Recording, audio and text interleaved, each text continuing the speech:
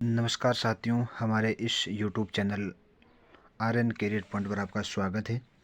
आज हम जिस तरीके से हमारे जो चैनल के जो सब्सक्राइबर है उनका कुछ मंशा थी, जो रेट लेवल जो हमारी व्यूज़ भी जो भी लोग देख रहे हैं उनकी भी मंशा थी कि भाई अब जो भी आचार संहिता लग गई है तो उसके बाद में क्या हो सकता है। तो इसी चीज़ को मैं यानी कि यहाँ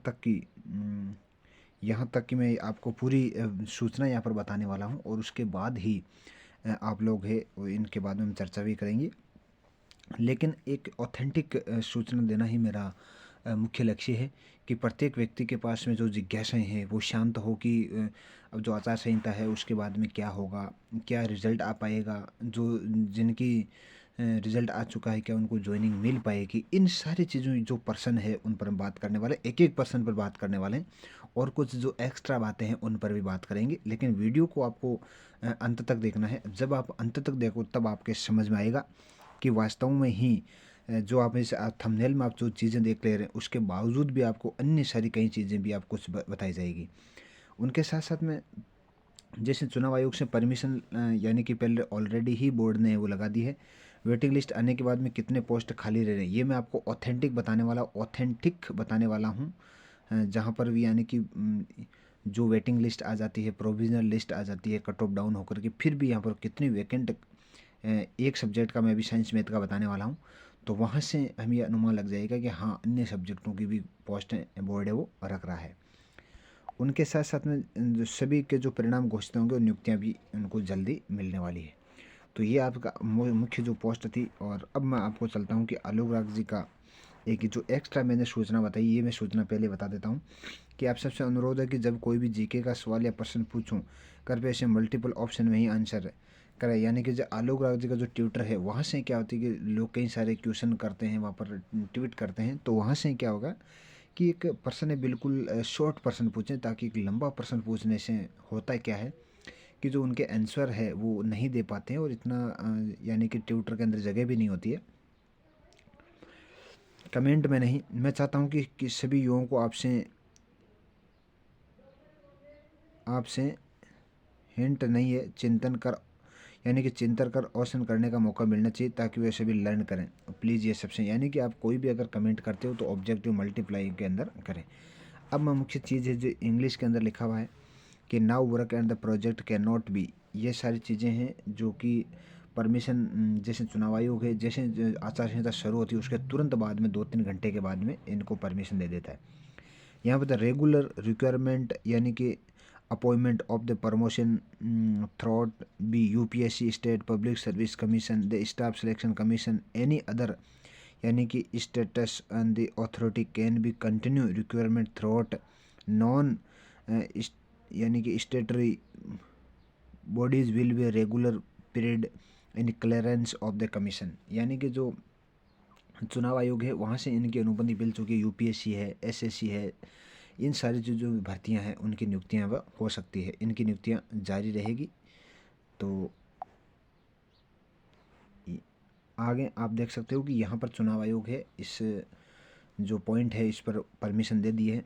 तो चुनाव आयोग ने यहाँ पर भी आप देख पा रहे हो कि चुनाव आयोग ने छूट दे दी है यूपीएससी, पीसीएससी, एसएससी व अन्य बोर्ड द्वारा भर्तियों नियुक्तियाँ आचार संहिता के दौरान भी जारी रह सकती है। यानी कि जो भर्तियों की जो नियुक्तियाँ हैं, अन्य जो भर्तियों की जो प्रक्रिया चल रही है, हाँ नई भर्ती नहीं आ सकती, नई भर्ती कोई भी बोर्ड है वो नहीं निकाल सकता, लेकिन जिन भर्तियों की प्रक्रिया चल रही है तो इसी तरीके से जो एकलव्य मॉडल है वो भी जल्द ही एकलव्य मॉडल भी जल्दी इनकी परमिशन लेकर के और जैसे उनकी भी नियुक्तियाँ वो जल्दी जारी होगी। अब आपको ये चीज़ समझने की ज़रूरत है कि यहाँ पर ये बहुत मोस्ट इम्पॉर्टेंट बात है कि कर्मचारी चयन बोर्ड संवैधानिक संस्था कैटेगरी में नहीं आता। ये जैसे आपने पूछा कि आरपीएससी है, यूपीएससी है, एसएससी, ये एक संवैधानिक संस्था है। संवैधानिक यानी संविधान के अनुसार ये बनी हुई है। जबकि राजस्थान के ये हमारा जो कर्मचारी चयन बोर्ड है वो राजस्थान की सुविधा के अनुसार बना, तो ये एक संवैधानिक संस्था नहीं है, बल्कि ये एक ज़रूर है। तो यहाँ उनको एक पर्सनल उनको स्वीकृति चुनाव आयोग से लेनी पड़ेगी, तब जा कर के यहाँ पर आप कोई भी है वो भर्ती प्रक्रिया को जारी रख सकते हैं। गणेश राजस्थान कर्मचारी चयन बोर्ड संवैधानिक संस्था कैटेगरी में नहीं आता, इसलिए हम आरपीएससी की जैसे एमसीसी के पीरियड में यानी कि जो आचार संहिता का जो पीरियड है पीरियड में रिजल्ट डिक्लेयर नहीं कर सकते।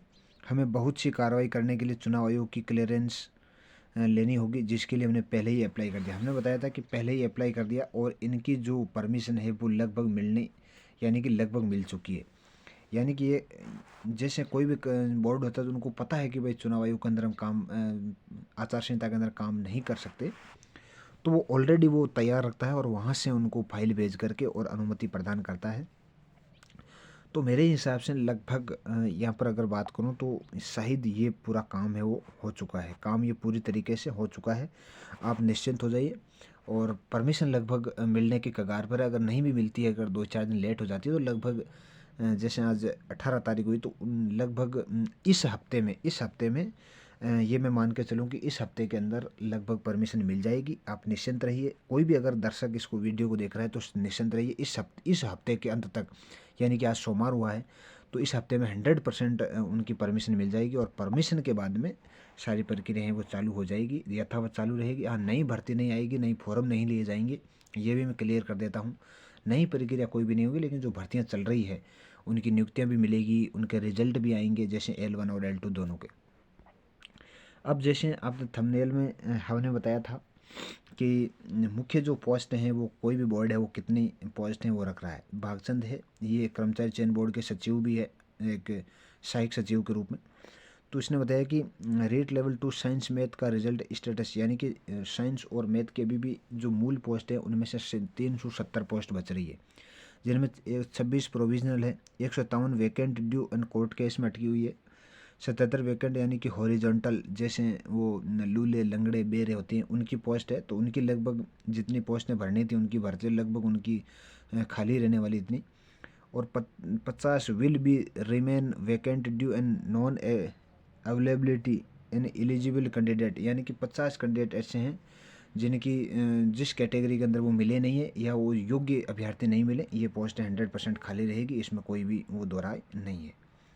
तो ये आपने अच्छी तरीके से इन चीज़ों को क्लियर कर लिया होगा। मैं ये चाहता हूँ कि आप अच्छी तरीके से इन चीज़ों को क्लियर करें। वीडियो को जब आप अंत तक देखोगे तभी आपको पता चलेगा कि वास्तव में पूरी चीज़ें क्या है। तो ये मैंने एक एक्स्ट्रा चीज़ बताई है, तो आप यहाँ निश्चिंत हो जाए। अगर किसी भी सब्जेक्ट की रिजल्ट आया है तो रिजल्ट के दौरान चाहे वो अभी हिंदी का हो, संस्कृत का हो, सामाजिक हो, सभी की वैकेंट मूल पोस्टों में वैकेंट पोस्ट है वो रखी गई है। तो आप निश्चिंत हो जाइए, कोई आपको डरने की आवश्यकता नहीं है। और ये जो अंत में सूचना है बहुत इंपॉर्टेंट सूचना है कि जिन विषयों का रिजल्ट आ चुका है उनको ज्वाइनिंग देने की तैयारी जल्दी चल रही है। उनकी जो ज्वाइनिंग देने की तैयारी है वो भी चल रही है।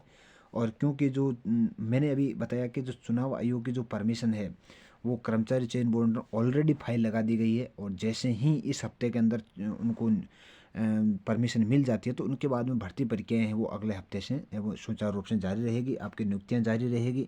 क्योंकि अगर अभी यहाँ से बोर्ड परमिशन लेने का प्रयास करेगा और यहाँ पर सरकार भी बीजेपी की है तो 100% परमिशन मिलना तय है, इसमें कोई वो दोहराई नहीं है। तो आप निश्चिंत रहिए। रिजल्ट भी लगातार क्योंकि अभी बहुत लंबा टाइम है। अभी अप्रैल में, जैसे अभी तो अप्रैल महीना ही शुरू नहीं हुआ है, अप्रैल मई जून यानी कि 2 ढाई 3 महीने, तो इतने में रिजल्ट है वो रीड के पूरे कर देगा वो। जिन विषयों का रिजल्ट आ चुका है उनको ज्वाइनिंग देने की तैयारी जल्द चल रही है। चुनाव आयोग की अनुमति मिल चुकी है, आप आचार संहिता में भी ज्वाइनिंग और रिजल्ट निकलवा सकते हो। आचार संहिता के बाद भी रिजल्ट पर कोई प्रभाव नहीं पड़ेगा। L1 व अन्य विषयों का रिजल्ट जल्द ही बोर्ड जारी करेगा। ये आज की ऑथेंटिक न्यूज़ है। और जो कर्मचारी चयन बोर्ड के सचिव है उसने ये ट्वीट करके बताया कि परमिशन इस हफ्ते में फाइल ऑलरेडी लग चुकी है और परमिशन भी लगभग मिलने के कगार पर है, और हो सकता है कि मैं ये कल भी मिल जाए, लेकिन इस हफ्ते के अंत तक मिल जाएगी और आपकी प्रक्रिया वो यथावत रूप से जारी रहेगी। तो वीडियो आपको कैसा लगा? वीडियो पर अगर आप नहीं तो चैनल को सब्सक्राइब कीजिए, लाइक कीजिए और अन्य लोगों तक शेयर भी कीजिए। तो आज के लिए इतना ही। जय हिंद, जय भारत।